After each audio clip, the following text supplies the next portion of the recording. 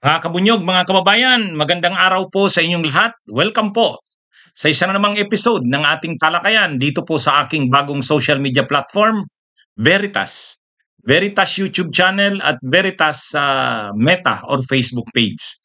O dito po mga kabunyog, pumipili ako ng topic ng isang topic na gusto kong ipaliwanag, ilakayin ng husto para malaman ng ating mga kababayan ang katotohanan, ang veritas. Dahil ang katotohanan ang magpapalaya sa ating bayan. So ngayong araw, ang napili kong sagutin, punto por punto. Si Marcoleta ay mayroong 5 issue. Mayroong binabanggit na 5 issue laban kina Soto at Lacson at sa Blue Ribbon. May ginagamit daw kasing 5 bagay ang Blue Ribbon sa ilalim nila Soto at Lacson. Itong mga 5 issue raw na to, 5 bagay ay para malihis ang investigasyon. Hindi daw matukoy ang mastermind. Yan yung sinasabi ni Marcoleta. Kung ano itong 5 issue na ito ni Marcoleta, alamin natin at isa-isang sagutin natin, punto por punto. Ayan. Kaya medyo mahaba-haba itong talakayan natin. Pero importanteng matalakay natin to kasi para malaman natin ang buong katotohanan dahil naniniwala tayo na ang katotohanan, ang veritas, ang magpapalaya sa ating bayan. Ano ba sa maiksing paliwanag, ano ba yung mga sinasabi ni Marcoleta na problema sa Blue Ribbon at sa investigasyon ng Senado sa pangunguna ni Lacson at ni Soto? Ang sabi ni Marcoleta, ang una, yung tinatawag niyang scapegoat strategy. Ang scapegoat strategy daw, ang ginagawa daw nila Lacson, Soto at ng Blue Ribbon, ginagamit na scapegoat, palusot, ididiin si Saldico. Si Saldico lang ang ididiin, yung iba papalibrihin na. Parang kumbaga magiging scapegoat si Saldico. Pangalawa daw, i-undermine ang whistleblower, ina-undermine, ibig sabihin sinisira, katulad ng ginagawa kay Gutesa. Sa halip daw na bigyan ng importansya, sinisiraan. Yan. Yang tawag dyan ni Marcoleta, undermining the whistleblower. Ang pangatlo, shifting narratives. Shifting narratives. Ang ibig sabihin niya ng shifting narratives, pabago-bago daw ang narrative. Nung una daw sinasabi, bibigyan ng witness protection program, isa sa ilalim sa witness protection program sina Diskaya at yung iba pang whistleblower. Nung bandang huli na naman daw, iba na naman, hindi na naman daw pwede. Yan, estratehiya daw yan na ginagamit nila Lacson, Soto at ng Blue Ribbon. Pangatlo na yan. Ang pangapat, gagamitin yung Blue Ribbon Committee para maging shield. Kumbaga, gagamitin ang Blue Ribbon, selective ang mangyayari. Sila Romualdez at ang iba pa na mastermind o dapat mapanagot, papalibrihin. Ang gagamitin ngayon na shield ay itong Senate Blue Ribbon. Yan daw, ang pangapat. Ang panghuli, pati raw yung mga sa administrasyon ni Duterte ay iimbestigahan. Kaya madadivert daw ang issue. Sa halip na mapokus sa administrasyon ng Marcos, madadivert, madideflect. Ang tawag dyan ni Marcoleta ay diversion and deflection. Yan. Yan ang ano niya. Kapag nangyari daw yan, malilihis na ang investigasyon. So, hatiin natin ito sa tatlong pangunahing discussions. Unahin natin yung sinasabing scapegoat strategy. So ang sinasabing scapegoat strategy, yung gagamitin, ididiin ang isa lang, halimbawa si Saldico lang, para malibre yung iba. Siya na yung scapegoat. Yun yung una. Pangalawa, sabay na lang nating i-discuss yung undermining the whistleblower at saka yung shifting narratives. Yung estratehiya na sinisiraan daw yung whistleblower tulad ni Gutesa, pabago-bago daw ng narratives. Okay, sabay na i-discuss natin yon. Ang pangatlo na i-discuss natin, yung ginagamit ang Blue Ribbon bilang kalasag o shield para protektahan selective ang investigasyon. Ang poprotektahan sila Romualdez pero madidiin yung iba lang. Gagamitin ang Blue Ribbon. Kumbaga using Blue Ribbon as a shield. Yan yung yung isa kasi yung diversion and deflection na discuss ko na yon. So dito na lang tayo sa tatlo. Okay, unahin natin to. Unahin natin itong ginagamit daw ang na scapegoat. Gagamiting scapegoat o itong tinatawag nilang scapegoat strategy. Ang gagawin daw o ang ginagawa nila Soto at Lacson at ng Blue Ribbon, ididiin si Saldico. Kumbaga, isasakripisyo si Saldico. Ngayon, sa pagsakripisyo kay Saldico, malilibre na yung iba. Kumbaga, ano na yan, Saldico lang ang mapapanagot niya. Kaya kung makikita daw ngayon, parang linalaglag si Saldico. Yan daw ang strategy, scapegoat strategy ang tawag dyan ni Marcoleta. Ngayon, lahat ng sisi kay Saldico na. Pero yung pinaka-mastermind, actually, ang tinutumbok ni Marcoletang dapat maging mastermind si Romualdez at saka si PBBM eh. Kaya lang, ang palusot daw dito, isentro na lahat kay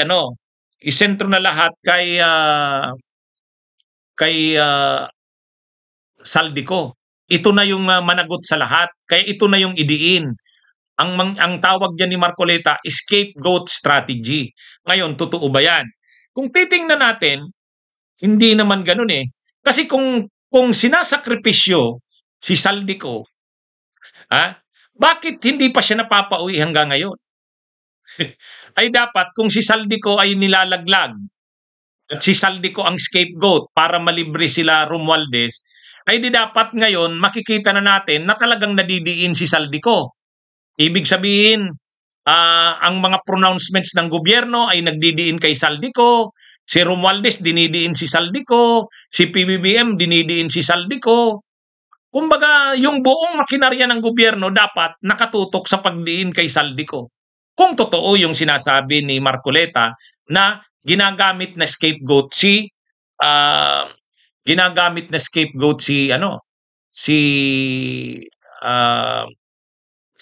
Saldico. Pero kung makikita natin ngayon parang hindi. Ang akusasyon pa nga ni retired Associate Justice Conchita Carpio Morales, parang pinoproteksyonan pa ni Romualdez si Saldico. 'Di ba may sinabi si retired Associate Justice Carpio Morales na yung pag-approve ni Romualdez noon, speaker pa siya, ng biyahe ni Saldico ng ganun katagal sa Amerika. Ay siyempre alam na yun ni Romualdez na posible tatakas ito, dapat hindi niya pinayagan yun. Bakit pinayagan niya? At bakit ganun katagal? Parang kung titingnan pa nga, ayon sa iba, parang pinatakas nga nila Romualdez si Saldico. At parang huwag kang babalik kasi madidiin ka o baka ituro mo kami. So ibig sabihin, hindi dinidiin si Saldico. Hindi dinidiin. Parang pinapaligtas pa nga. Yun yung iba eh. Ang sinasabi ni Marcoleta sa kanyang pahayag, si Saldico daw ay scapegoat. Dinidiin, linalaglag si Saldico. Pero para makaligtas lang yung totoong mga mastermind. Siyempre ang tinutukoy nila diyan si Romualdez at posible pa papunta kay Marcos, kay PBBM yan. Pero sa nakikita natin parang hindi ganoon eh. Parang hindi ganoon. Hindi naman nakakaano nga eh, parang malakas pa nga ang loob ni Saldi kung tumatakasan ito eh. Hindi naman siya nadidiin. Hindi nadidiin. Ang lakas ng loob pa nga nung abogado na magsabi. Totoo, makakasuhan si Saldico. Makakasuhan si Saldico. Pero, ewan natin kung sabi nga ni Toby Chanco, hindi na yan uuwi. Mapapauwi pa kaya ng gobyerno si Saldico? Actually, kaya kung gusto. Makikita natin to. Tingnan nyo yung pagkakaiba kay Arnie Tevez. Si Arnie Tevez talagang hindi kinampihan ng gobyerno. Si Arnie Tevez talagang ginamit noon ang lahat ng kapangyarihan ng gobyerno para mapauwi si Tevez. Kay Saldico, hindi. Hindi, masyadong maluwag ang kay Saldico. So, paano ngayon sinasabi ni paano ngayon sinasabi nito ni Marcoleta na si Saldico ay dinidiin, nilalaglag para maging scapegoat. Para yung iba hindi na madiin. Ewan natin, makikita natin yan kung talagang si Saldico ay ginagamit ang lahat ng makinarya ng gobyerno, kahit yung kamera talagang inaano siya, hinahabol siya, at si Saldico rin nakakaramdam na gamit talaga laban sa kanya ang lahat ng pwersa, makinarya, resources ng gobyerno. Makikita mo rin galit si Saldico sa ginagawa sa kanya. So, ang posibilidad niyan, lumaban, pumalag si Saldico. Hindi naman ganun eh. Wala tayong nakikitang ganun. Kayo ba? Pumapalag ba si Saldico sa gobyerno? Kasi kung alam mong linalaglag ka, ginagawa kang scapegoat, magagalit ka. Bakit, bakit sinasakripisyo nyo ako? Ha? Parang ganito eh. Magkasama naman tayo lahat dito, tapos bakit akong nadidiin dito? Ha? Parang hindi ganun. Awan ko, anong tingin nyo? Tama ba si Marcoleta? Tama ba si Marcoleta na linalaglag nga si Saldico? Parang scapegoat? Para makalibre si Romualdez o yung iba pa? Ha? Ako hindi hindi ko nakikita yung ganun. Anyway, yan yung unang issue ni Marcoleta na ginagamit ang scapegoat strategy. Di umano, pinapalusot ay dinidiin si Saldico pero papalibrihin yung iba. Gagamit ng scapegoat, parang laglagan. Okay, ang pangalawang issue ni Marcoleta. Ang pangalawang issue niya, ano yan? Ang pangalawang issue ni Marcoleta, di umano, ang strategy ginagamit nila Lacson, nila Soto at ng Blue Ribbon para makalibre yung pinaka-mastermind o dapat managot, yung mga testigo or whistleblower, ina-undermine, sinisiraan. O yun yung strategy na undermining the whistleblower. At saka, yung mga narratives, pabago-bago, ang tawag yun ni Marcoleta, shifting narrative strategy. Okay? So, pagsabayin na lang natin ang pag-discuss nito. Undermining the whistleblower strategy at shifting narratives strategy. Yan ang sabi ni Marcoleta. Pero kung titingnan natin, una, ina-undermine ba? Ibig sabihin, sinisiraan ba ang mga whistleblowers, yung mga testigo? Sa Blue Ribbon ni Lacson? Hindi naman Hindi naman Sa katunayan, nung naglahad ng kanilang salaysay sila Bryce Hernandez, JP Mendoza, ano naman hindi naman in-undermine, pinabuelo sila at sinuportahan sila. Kumbaga, ang hinihiling lang naman ni Lacson at ng Blue Ribbon ay magsabi ng totoo at sabihin yung buong nalalaman. Yun naman ang ginawa ni Bryce Hernandez Yun naman ang ginawa ni JP Mendoza. Kaya nga, sinuportahan sila ng Blue Ribbon. Sinuportahan. Kaya nga hindi nakaramdam sila Bryce Hernandez at JP Mendoza na parang sila'y pinapabayaan. Sinusuportahan sila basta't magsabi ng totoo at buong katotohanan. Pawang katotohanan at buong katotohanan. Nung bandang uli, pati si Alcantara, nagsalita na rin.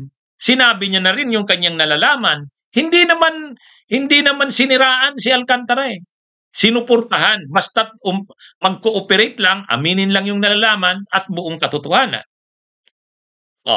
Ang isa pa, si dating DPWH Yusek Bernardo, nag-appear din sa Blue Ribbon, nagbigay rin ng kanyang mga salaysay. O pinabuelo naman siya. Diniin niya si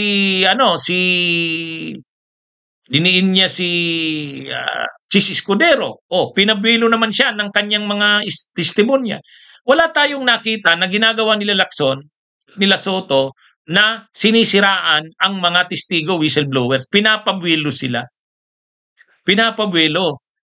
Hindi ina-undermine. Hindi totoo yun eh.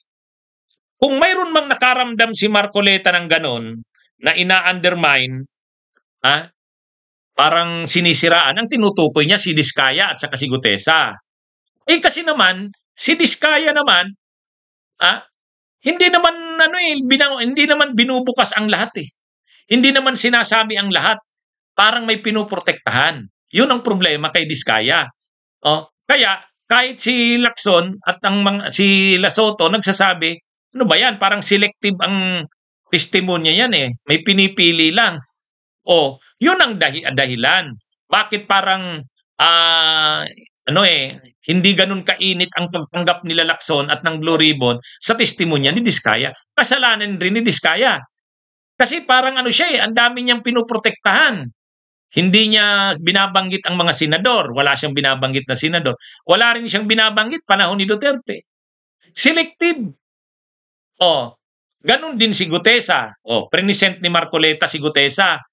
Nung pinipresent na sa susunod na mga pagdinig, ayaw na, hindi na mahagilap. So, nagiging question ngayon yung kredibilidad ni Gutesa. Kung talagang totoo siya sa kanyang testimonya, hindi siya magtatako. Magpapakita siya. Pinatawag siya ng Regional Trial Court ng Manila, hindi nagpakita. Pinatawag siya ng DOJ, hindi nagpakita. Hanggang ngayon, hindi nagpapakita. Paano mo papaniwalaan yan? Kaya yung sinasabi ni Marcoleta na undermining the strategy ay the whistleblower, hindi naman eh. Kung nasisira man ang kredibilidad ni Diskaya at ni Gutesa, kagagawa nila. Hindi dahil sinisiraan sila nila Lacson at nila Soto at ng Blue Ribbon. Kaya mali eh. Mali yung sinasabi na yon ni Marcoleta na sinisiraan ang mga testigo. Ina-undermine daw ang whistleblower. At pag na-undermine na daw ang whistleblower, nasira na, wala ng kredibilidad. Yun daw ang gustong mangyari ng Blue Ribbon. Hindi naman ganun. Kaya yung sinasabi pa ni Marcoleta na strategy daw nila Lacson, yung shifting narratives. Shifting narrative strategy, yung pambago-bago daw ng narratives. Tulad no, sasabihin, okay daw sila Diskaya, susuportahan sa pagiging state witness. Nung bandang uli naman daw, hindi na naman daw pwede. Ano ba talaga? Parang ang gulo daw ng direksyon ng Blue Ribbon, sabi ni Marcoleta. Yon ang tawag niya doon, shifting narratives, pabago-bago ng narratives. Pero ang pabago-bago naman sila Diskaya eh. Sasabihin daw lahat, tell all na. Hindi naman magsasabi ng lahat. Si Gutesa naman, nanumpa, nasasabihin niya ang lahat. Pero nung na-question yung notaryo, ayaw nang magpakita. Kung hindi naman nagsishift ng narratives. Ang nangyayari lang ito, nababago lang ang narratives dahil din sa mga bagong developments. Tulad si Diskaya, pabago-bago rin. Si Gutesa, pawala-wala rin. Yun yung dahilan nun. Hindi dahil binabago nila Lacson ang narratives or nila Soto. Kaya hindi tayo sang-ayon dun sa sinasabi ni ni Marcoleta na tawag niya, ang strategy daw ng Blue Ribbon o nila Lacson at Soto ay undermining the whistleblower strategy and shifting narrative strategy. Hindi totoo 'yon. Hindi totoo 'yon. Ngayon, ang pinakahuling sinasabi ni Marcoleta na ang pinasabi ni Marcoleta na isa pang strategy ay using the Blue Ribbon Committee as a shield. Ginagamit yung Blue Ribbon Committee bilang panangga, panangga, shield. Bakit? Sinasangga nito o sinishield nito, pinagtatanggol nito ng Blue Ribbon, dinidipinsahan yung mga mastermind. Sino yung sinasabi nila Marcoleta na mastermind? Ang tinutukoy nila diyan na mastermind, yung sila Romualdez. Malinaw naman yun, yung laging sinasabi nila. Sila Romualdez. Ngayon, ginagamit daw nila Lacson ang Blue Ribbon, selective ang ginagawang investigasyon, hindi tinutumbok sila Romualdez, pinapalibre. pinapalibre. At ang ginagamit diyan para makalibre sila ay ang Blue Ribbon. Parang ginagamit na instrumento o panangga ang Blue Ribbon para malibre yung dapat mapanagot na mastermind. Ganun yung ano, ang tawag ni Marcoleta diyan sa estratehiya daw na yan ay using the Blue Ribbon as a shield. Pero hindi naman eh. Hindi naman. Mas aminin, totoo, naoobserbahan natin, parang hirap sila Lacson at Soto, ang Blue Ribbon, kung anong gagawin kay Romualdez. Aminin natin, totoo yon. Kasi siyempre, gusto nilang imbestigahan si Romualdez. Ang problema siyempre, kailangan din nilang irespeto si Romualdez kasi wala naman pang masyadong ebidensya laban kay Romualdez. In fact, si Gutesa hindi naman nag-a-appear na. Kung nag-a-appear sana si Gutesa at sinasabi yung lahat ng nalalaman at yung una niyang mga sinabi ay sinuportahan niya pa. At yung iba pang mga tao tulad nung Paul Estrada na tao ni Saldico at saka yung Mark Tiksay ay lumabas. I-corroborate yung mga sinabi ni Gutesa ay ibig sabihin tambak na ngayon ang ebidensya laban kay Romualdez. At mayroon pang ibang mga lalabas na ebidensya at testigo, hindi magiging mahirap kila Lacson at Soto na imbestigahan ng todo si Romualdez. Ang problema kasi ngayon wala eh. Wala. So hindi mo rin masyadong madiin sa investigasyon si Romualdez. Kung iimbitahan mo man siya, imbitasyon, hindi subpina. Kasi bakit mo pag-iinitan si Romualdez? Wala namang ebidensyang lumilitaw pa laban sa kanya. Yun yung problema nila Lacson eh. Kaya ginagawa nila Lacson, naninimbang sila. Paano nila iimbestigahan si Romualdez? Kasi kailangan talagang imbestigahan. Kasi maraming sumisigaw na imbestigahan si Romualdez. Okay, gagawin nila. Pero hindi rin nila maimbestigahan ng todo si Romualdez kasi kulang ng ebidensya. Walang mabibigat na ebidensya. Kaya nalalagay sa alanganin sila Lacson at Soto. Totoo yun. Pero hindi naman nila pinagtatanggol o sinasalag si Romualdez. Hindi naman ganun. Sa totoo lang, ang Blue Ribbon ay naging panalag, hindi sa panahon ni Lacson, kundi sa panahon ni Marcoleta. Ay alam naman natin ang ginawa ni Marcoleta. Sino ba ang nadidiin sa investigasyon ni Marcoleta? Walang senador. So, pinuprotektahan yung senador. Walang senador eh. Ang nababanggit lang doon sa mga investigasyon ni Marcoleta, yung ginawang salaysay ni Diskaya, yung mga congressman, saka sila Romualdez at Saldico. Yan yung nandun. Pero senador wala. Pangalawa, sinasalag ni Marcoleta nang siya pa ang Blue Ribbon Committee Chairman, ang Duterte. Kasi yung investigasyon nakapokus lang sa 2022 to 2025. Yun, mas tama pang sabihin na sa panahon ni Marcoleta nung siya pa ang chairman ng Blue Ribbon, selective, may pinagtatakpan, may sinishield, may takpan. At sino yung pinagtatakpan? Dapat walang senador na mahagip. Congressman at saka sila Saldico at Romualdez ang mahagip. Pangalawa, walang Duterte. Hindi na pag-iimpusapan ang Duterte. Panahon lang ng Marcos. Yun ang ginagawa ni Marcoleta nung Blue Ribbon Committee Chairman siya.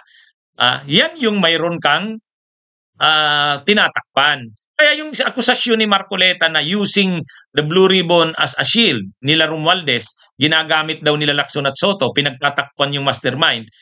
Hindi ngayon eh. Totoo nahihirapan sila Lacson at Soto paano ang handling kay Romualdez, pero hindi naman nila pinagtatakpan sa tingin ko. Mas totoo pa na may pinagtatakpan ang Blue Ribbon ng ang chairman ay si Marcoleta. Yun sa tingin ko ang totoo. Mas yun. Ano sa tingin nyo? Sa katunayan, sinabi rin naman ni Marcoleta yung kanyang sinasabing fifth strategy daw nila Lacson at Soto. Yung ang fifth strategy, diversion and deflection. Iimbestigahan na raw yung Duterte. Pag dinimbestigahan na yung Duterte, madadivert na yung atensyon. Hindi na sa panahon ng Marcos mabubuhos ang focus. Yun daw ay diversion. Pero hindi eh. Ang ibig lang naman sabihin nun, kapag inimbestigahan mo yung panahon ng Duterte, ibig sabihin, wala kang pinagtatakpan. Lahat pupunteryahin. Kasi sinabi naman ni PBBM yung create niya yung ICI, Independent Commission for Infrastructure. dapat imbestigahan yung nakaraang 10 taon. Ibig sabihin simulang 2015 to 2025. So hagip yung kay Duterte. Ang gusto kasi ni Marcoleta, wag nang mahagip yung investigasyon sa Duterte, sa Marcos lang. Ay ang ano yun ang may pinagtatakpan. Kaya kung yung inaakusa ni Marcoleta na mayroong pinagtatakpan, ginagamit ang Blue Ribbon as a shield, mas totoo yan nung panahon na siya ang chairman. Pero ngayon kay Lacson, hindi. Wala tayong nakikitang ganun eh. Ha? Ginagawa naman ni Lacson ang lahat eh. Sa katunayan, nahahagip nga ang mga senador eh. Oh, nahahagip ang mga senador. So ibig sabihin, hindi niya pinoprotektahan ang Senado. Oh. Sa proseso ng investigasyon, maraming lumalabas na mga pangalan. Ibig sabihin, wala siyang pinoprotektahan. Kaya hindi tayo sang-ayon dun sa sinabi ni Marcoleta na ginagamit nila Soto at Lacson ng Blue Ribbon na shield,